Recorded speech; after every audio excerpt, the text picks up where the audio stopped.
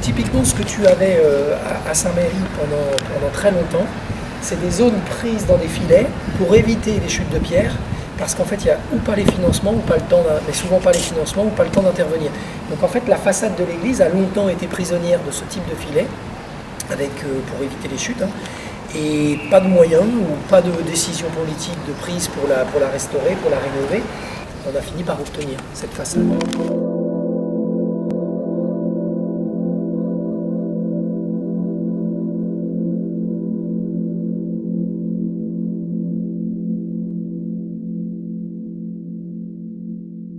Saint-Méry, c'est beaucoup plus vaste en fait que ce qu'on peut imaginer quand on vient simplement aux offices.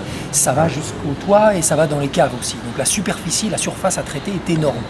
Et donc du coup les travaux par conséquent sont importants aussi, d'autant plus importants que pendant de longues années en fait il n'y a pas eu vraiment de moyens pour traiter le bâtiment et que donc il y a beaucoup de dégâts partout, avec quand même beaucoup de choses qui ont été faites dans les années passées. Tu as d'un côté le bâtiment église, et de l'autre côté le bâtiment presbytère. Et chaque bâtiment va relever d'un département particulier de la ville, mais le tout appartient à la ville. Donc le propriétaire du lieu, c'est la ville. Donc c'est important de bien toujours s'en rappeler parce qu'il y a un certain nombre d'interventions ou de décisions qui ne relèvent pas de l'autorité de l'Église, ni du curé, ni du diocèse, ni des équipes gouvernantes ici, l'équipe pastorale, la CPAE. Ces décisions-là, en fait, ces équipes-là sont conditionnées par des décisions prises par la ville qui imposent, puisqu'elle est le propriétaire. La communauté de cette église n'était pas très riche, en fait. Le quartier n'était pas très riche. C'était le quartier des Halles, il n'y avait pas énormément de moyens. Et du coup, on en voit le résultat ici. Donc avec le renouveau, CPHB, etc., tout ça a été repris en main. Et il y a eu beaucoup de choses qui se sont passées à ce moment-là, notamment tous les toits ont été refaits.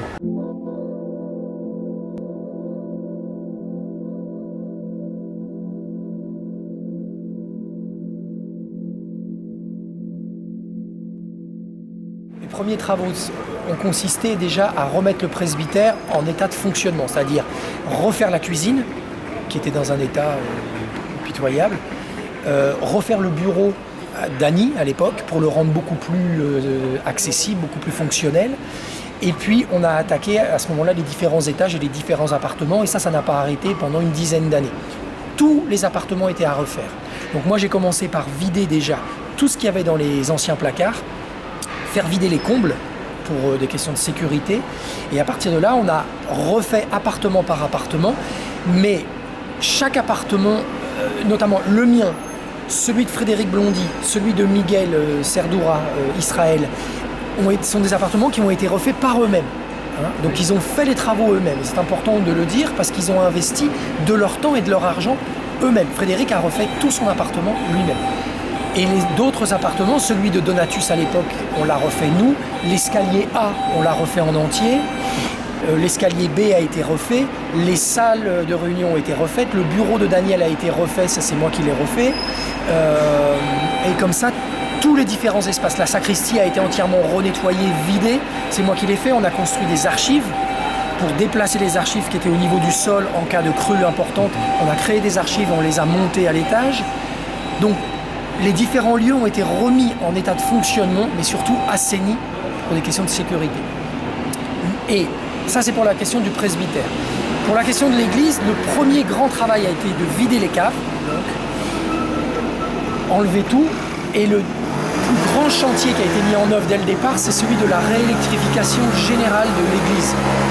Parce qu'en fait, les toits avaient été donc refaits avant la période où Jacques Mérienne est arrivé, ça je n'y ai pas assisté, mais il y avait un grand chantier de remise aux normes en fait des systèmes d'adduction, eau, gaz, électricité. Donc tout le bâtiment église a été repris à zéro au niveau électrique, ainsi que toute la sonorisation de l'église. Et puis à côté, nous on a fait refaire l'électricité du presbytère. Presbytère, donc ça relève d'un département qui est la DLH, la direction de l'habitat et du logement et de l'habitat, alors que l'église, ça relève de ce qu'on appelle le DEC, qui est la direction des établissements cultuels et historiques. D'accord ? Donc ce sont deux départements différents, mais qui se coordonnent entre eux. On le verra dans la cour, on a un double chantier DEC d'un côté, DLH de l'autre, et il faut articuler ces deux chantiers, sinon ils se marchent dessus et c'est ingérable. Mais concernant le presbytère, ce n'est pas que la DLH qui intervient, c'est aussi nous, en tant que locataires. Le propriétaire étant la ville au travers de la DLH, la DLH nous demande quand même de les aider en investissant dans le maintien, dans l'entretien du bâtiment. Et du coup, c'est pour ça que les résidents ont refait eux-mêmes, pour certains, leur logement et qu'on a réinvesti via des financements de diocèse pour faire des vastes travaux tels que les escaliers, la remise aux normes électriques, qui là relève de financements beaucoup plus importants. Ça ne peut pas être le résident qui finance. Et puis c'est un projet coordonné du premier étage jusqu'au dernier, jusqu'au compteur. Donc c'est plus compliqué. En fait, lorsque je suis arrivé moi, cette tour par exemple, elle était ouverte aux pigeons, aux volatiles. Donc il n'y avait pas de petite grille comme là, elle était sale. Donc les services de la ville sont venus, ils ont nettoyé, ils ont bouché comme ils ont pu tous les trous, mais ils ont surtout mis des portes en chaîne partout. Donc ça c'était une des demandes qu'on avait, c'était de faire en sorte qu'on ne puisse plus circuler dans cette église en grimpant par les murs, en arrivant par les extérieurs, par les échafaudages. Il fallait en fait créer des portes partout pour empêcher que des gens de l'extérieur puissent rentrer et surtout empêcher les volatiles de rentrer dans l'église à tous les niveaux et d'y nicher. Mais on a mis un filet anti-pigeons pour protéger justement tout le dessus du toit de la sacristie où nichaient les pigeons. Et le fait d'avoir déplacé les pigeons fait qu'ils se sont installés ici. Comme il y a un grand l'atavisme chez les oiseaux et chez les pigeons en particulier étant très développé, ils vivent là où ils sont nés. Ils ne veulent pas partir. Tout a basculé il y a quelques années, 2-3 ans, où ils ont décidé au niveau de la ville, je ne sais pas pourquoi, au niveau de la municipalité, ça a été voté, de partir sur des tranches de travaux importantes d'un bloc, tout faire. Et terminé, on n'en parle plus, tout est étanchéifié, on n'en parle plus. Ce qui fait qu'on a obtenu là un vaste chantier qui s'appelle la rénovation du chevet sud. Ça veut dire qu'ils vont commencer les travaux d'ici, sur toute la tour, pour aller jusqu'à l'arrière là-bas, donc sur toute cette longueur-là.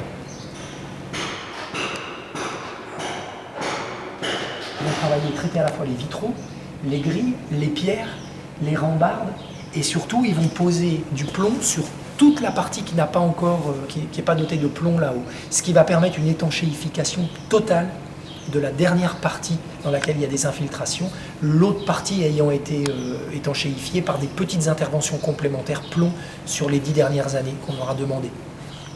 Donc ça c'est un vaste travail. C'est senti concerné aussi par l'autre côté, puisque ça fait aussi là de longues années qu'on court derrière le ravalement de cette façade-là, qu'on avait obtenu. Les financements ont été perdus parce qu'il y a eu une coupe drastique des budgets au moment où ça devait être fait. Le budget de la ville avait été divisé en deux pour la DLH, et donc on avait perdu le financement, et on l'a a priori retrouvé maintenant. Donc ils ont fait ce petit pan de mur-là, suite à des travaux d'infiltration, qui était donc incontournable. Il fallait qu'ils interviennent rapidement, donc ils l'ont fait. Et voyant qu'en fait la situation n'était pas catastrophique, les poutres derrière sont en assez bon état, et c'est pas si compliqué que ça, ils ont lancé finalement le programme de réhabilitation complet de la façade, de rénovation. Donc ils vont refaire tout ça jusqu'au niveau de la balustrade là-haut, c'est-à-dire qu'ils ne traiteront pas les chéneaux et le toit qui a priori ne posent pas de problème particulier. Ils font uniquement la partie structure, mur, pierre. Et ils englobent du coup le muret de la sacristie, pour le coup, qui relève, comme je vous l'ai dit tout à l'heure, pas justement de leur service, mais ils le prennent. Et également le bloc qui se trouve là-bas, qui intègre une partie de la sacristie. Donc c'est un vaste travail qui va se dérouler sur une année, en 2017. Je pense que ça va commencer en septembre 2017 et ça se terminera sans doute en juillet 2018. Ça veut dire que là, ils vont échafauder la cour et traiter tout ça. Donc pour nous, c'est énorme comme acquis.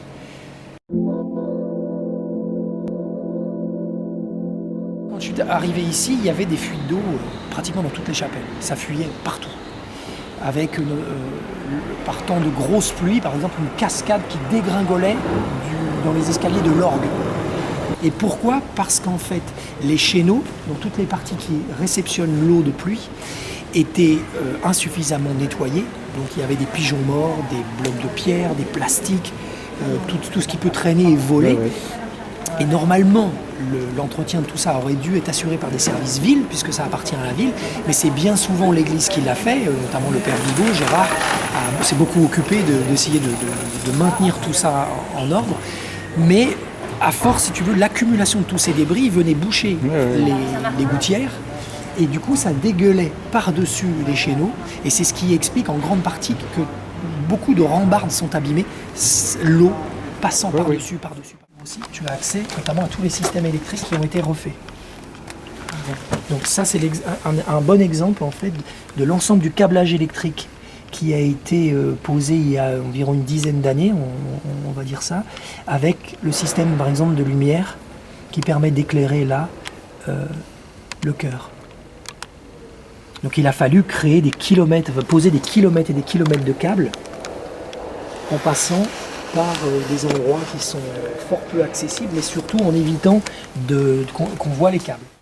Un chantier en fait commence, lorsqu'il est enclenché, commence par une phase d'étude qui permet d'étudier tous les coûts et toute la faisabilité technique. C'est pour ça que c'est pas simplement on lance le chantier, on fait les travaux, tu as toute une phase de préparation en amont qui est très compliquée.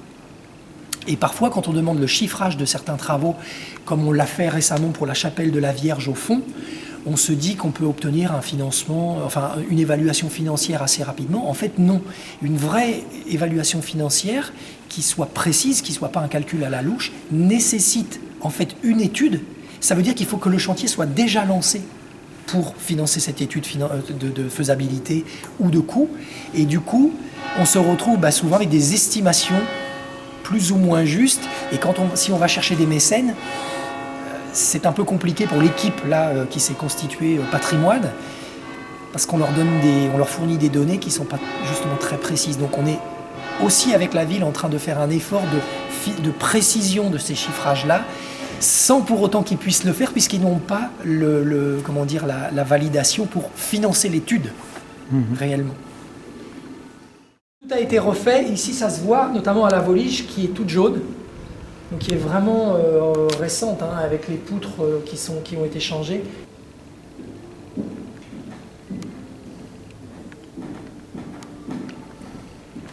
Tu t'aperçois qu'à certains endroits, cette couche de protection, elle est partie.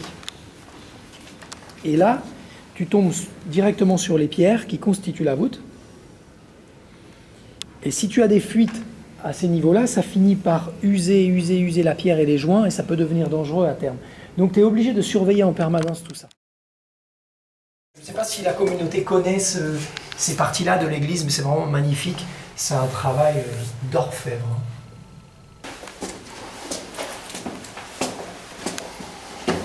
Ça fait partie du grand travail donc, de réélectrification de l'église, avec pose de systèmes de sécurité et de sortie de secours qui n'existaient pas il y a encore une quinzaine d'années. On arrive à Saint-Méry par ici et on ne sait même pas, pour ainsi dire, que c'est une église, donc il faudrait quand même qu'on arrive à ce que cette partie-là soit refaite. On a refait les deux baies centrales, la ville de Paris et les monuments historiques ont refait les deux baies là, ces deux baies là, 120 et 126, je crois. Et on est en train de refaire ces deux là.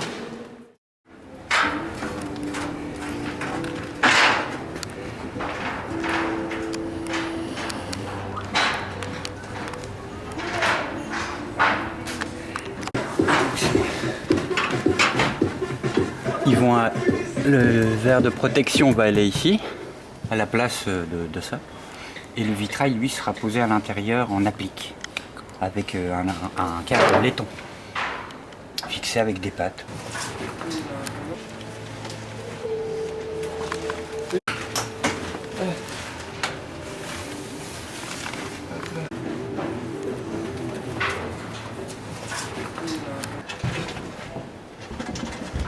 Si je ne me trompe pas, ça c'est une première ébauche de ce qui va permettre ensuite de faire les verrières du Grand Palais et du Petit Palais.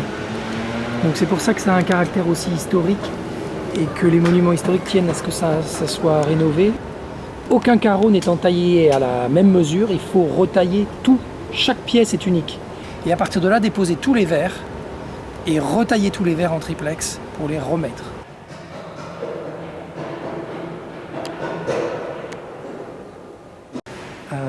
Il y a très longtemps qu'on court derrière ce gros chantier. On espère pouvoir l'obtenir cette fois-ci. Il y a des travaux de l'ordre du million, million et demi, voire 2 millions d'euros de travaux à faire. Ça fait partie des plus belles orgues de Paris. Bon, là, elles sont recouvertes pour les questions de travaux.